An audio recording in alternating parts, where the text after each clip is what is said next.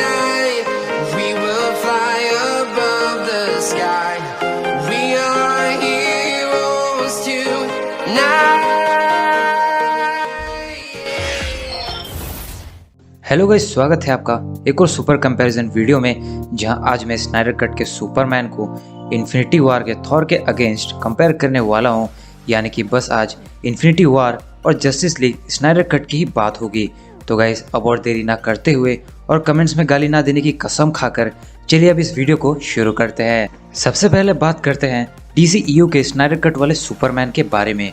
तो guys, Superman Kryptonian physiology के कारण super strength, super durability, super agility, super reflexes, speed, stamina सब super levels के हैं उसके पास। और क्रिप्टोनाइट एलिमेंट्स या वेपन्स को छोड़कर वो सभी से इनवल्नरेबल है, यानी कि इम्यून ही है। वेल, स्नाइडर कट का सुपरमैन अपनी दोबारा जिंदा होने के बाद मानो और भी पावरफुल होकर लौटा हो, जिसने यहाँ तक अपने रिटर्न पर ही जस्टिस लीग का सामना किया, जिसमें wonder woman, Batman, flash, Aquaman और साइबॉर्ग शामिल था। वेल, सुपरमैन एक्वामैन को जोरदार पंच से काफ़ी दूर फेंकता है या हैवी मोन्यूमेंट के फेस को लिफ्ट करके उसे फुटबॉल की तरह इजीली थ्रो कर चुका था। यहाँ तक वो इतना ड्यूरेबल था कि वो साइबॉर्ग के एनर्जी ब्लास्ट को इजीली ले लेता है। वही वंडर वुमन के लासो और उसे अपने एक हाथ से रोक लेता है, जो उसकी अनबिलीवेबल स्ट्रेंथ को शो करता है। यह उसके सामने लासो का तुरंत पावर भी कमज़ोर पड़ा। वेल, सुपरमैन एक साथ आए साइबॉर्ग, एक्वामैन, वंडर वुमन के स्ट्रेंथ को ओवरपावर करके उन्हें होल्ड करके दिखा देता है और इसी बीच तेजी से आए फ्लैश को नोटिस करके उस पर हमला किया। वैसे यकीन मानिए वो उसे मार देता, बस अगर मिलिट्री बीच में नहीं आती तो। प्लस यहाँ उसने अपनी इनवल्नरेबिलिटी दिखाई, जहाँ बुलेट्स या गन फायर से उसे कोई जख्म या इंजरी नहीं हुई, या वो अपने फास्ट रिफ्लेक्सेस से वंडर वुमन के ब्रेसलेट्स को कोलाइड करने से रोककर उसे हेड टेकल को झेल कर और खुद एक इतना जोरदार हेड टेकल देता है कि वंडर वुमन फर्श तोड़कर नीचे गिर जाती है। और इतना सब होने पर भी उसका एक बाल भी बाका नहीं हुआ। वेल, स्नाइडर कट का सुपरमैन ब्लैक सूट में था, जो बहुत ही कूल और डेडली नजर आया। प्लस ये ब्लैक सूट सुपरमैन को ज़्यादा से ज़्यादा सोलर एनर्जी स्टोर करने में मदद करता है, जिससे कि उसकी पावर्स और ज़्यादा इंक्रीज हो जाती है। इतना कि वो स्टेपन उल्फ के एक्स से अटैक करने पर खुद को बीच में रखता है, जहां स्टेपन उल्फ का जोरदार हिट सुपरमैन के बॉडी को पेनिट्रेट तक नहीं कर पाया। यहाँ तक सुपरमैन अपने लेजर से साइबॉर्ग के शील्ड या मिलिट्री कार्स को डिस्ट्रॉय किया। प्लस वो स्टेपन उल्फ के आर्मर को डिस्ट्रॉय करने से लेकर उसे भी गहरी चोट देता है। वेल, सुपरमैन एंड बैटल में इतना पावरफुल था कि जिस स्टेपन उल्फ को कभी साइबॉर्ग, एक्वामैन और वंडर वुमन मिलकर भी नहीं रोक पा रहे थे, सुपरमैन उसे छठी का दूध याद दिला देता है अपने सुपर पावरफुल पंचेस और लेजर्स से, जिसके सामने स्टेपन उल्फ टिक भी नहीं पाता। और तो और सुपरमैन साइबॉर्ग के साथ मिलकर मदर बॉक्सेस को सिंक्रोनाइज होने से रोकता है, जहां वो अपनी स्ट्रेंथ से उन्हें अलग कर देता है। सो गाइस, अब बात करते हैं इन्फिनिटी वॉर के थॉर के बारे में। So guys, Thor Asgardian god की फिजियोलॉजी होल्ड करता है, जिस कारण उसके पास super strength, super durability, super agility, super reflexes और सुपर स्टेमिना सारे सुपर लेवल्स के मौजूद है, जो इन्फिनिटी वॉर की शुरुआत में ही थैनोस और इसकी आर्मीज के हिट्स को लेने से लेकर पावर स्टोन के टच को झेलकर जिंदा था। या जब थैनोस के पावर स्टोन ने पूरे शिप को डिस्ट्रॉय किया, तो भी थॉर उससे बचकर कई देर तक स्पेस में पड़ा रहा, जब तक कि गार्डियंस वहां आकर उसे रेस्क्यू नहीं करते।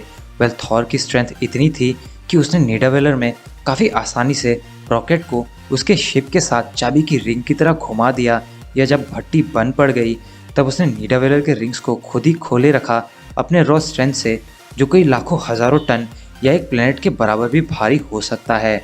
और ये थॉर ने अपने बॉडी से न्यूट्रॉन स्टार के फोर्स को लेते हुए किया, जहाँ न्यूट्रॉन स्टार का फोर्स ओरू मेटल तक को पिघला देता है, मगर थॉर उससे भी बच गया।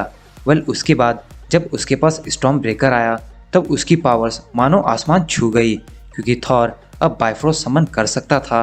और इसी की मदद से वो वकांडा भी पहुंचा, जहां उसके स्टॉर्म ब्रेकर ने कई सारे आउटराइडर्स को चीर के रख दिया, या फिर उसका अपने स्टॉर्म ब्रेकर से एक जोरदार हिट करना और आसपास की पूरी जगह और आउटराइडर्स तहस नहस हो चुकी थी। या वो स्टॉर्म ब्रेकर की मदद से फ्लाई कर सकता था या खुद को लेविटेट यानी हवा में रख सकता था, जिस कारण वो इन आउटराइडर्स शिप को डिस्ट्रॉय तक कर पाया। प्लस वो स्टॉर्म ब्रेकर से जोरदार लाइटनिंग स्ट्राइक कर सकता था, या उसने इसे थ्रो करके इन्फिनिटी गॉन्टलेट के पावर ब्लास्ट को ओवरपावर करके थैनोस की छाती तक चीर देता है, जिस कारण स्टॉर्म ब्रेकर और एक फिट थॉर का कॉम्बिनेशन बहुत ही ज़्यादा पावरफुल और डेडली कॉम्बिनेशन है। तो गाइस अब बात करते हैं रिजल्ट्स की।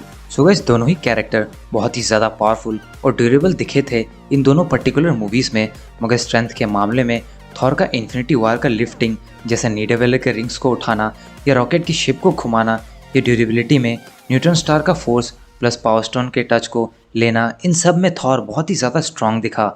मगर स्नाइडर कट का सुपरमैन स्टेफन वुल्फ को मारने से लेकर जस्टिस लीग को अकेले संभाल लेता है, और ड्यूरेबिलिटी के फीट्स हल्के पुल्के दिखे जैसे वंडर वुमन का हिट, पावर ब्लास्ट वगैरह, जिस कारण मुझे लगता है थॉर बिना स्टॉर्मब्रेकर के सुपरमैन के सामने स्ट्रेंथ के मामले में सेम है, मगर स्टॉर्मब्रेकर के साथ थॉर की स्ट्रेंथ बहुत ज़्यादा बढ़ जाती है।